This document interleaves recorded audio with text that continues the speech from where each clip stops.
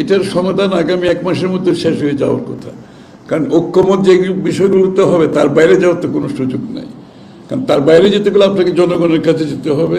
বাকি বিষয়গুলো যেগুলো তার বাইরে থাকবে, প্রত্যেকটি দল জনগণের কাছে যাবে আগামী নির্বাচনে তাদের ম্যান্ডেট নিয়ে, তাদের নির্বাচনী ম্যানিফেস্টো নিয়ে জনগণ সিদ্ধান্ত দেবে। এখানে তো আমরা 50টা দল মিলে বাংলাদেশের মানুষ তো আমাদেরকে সেই সিদ্ধান্ত দেওয়ার জন্য বলে নাই। আমরা যে ঐক্যমত হলে ঠিক আছে, তার বাইরে যদি কিছু হয় সেটা জনগণের কাছে নিয়ে যেতে হবে আগামী নির্বাচনে। ধন্যবাদ।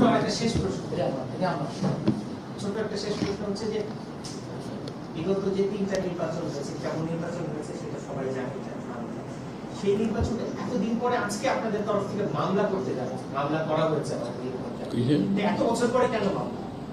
প্রধান নির্বাচন কমিশনার এবং কমিশনার হিসেবে যারা বিগত 3টা নির্বাচনে দায়িত্ব পালন করেছে তাদের বিরুদ্ধে আজকে বিএনপির পক্ষ থেকে ইলেকশন কমিশনে অভিযোগ দেওয়া হয়েছে, প্লাস হচ্ছে মামলা করতে থানায় যাওয়া, মানে বিগত নির্বাচন কমিশনের বিষয় পরে কেন মামলা? না, সেটা তো এতদিন তো মামলার সুযোগ ছিল না।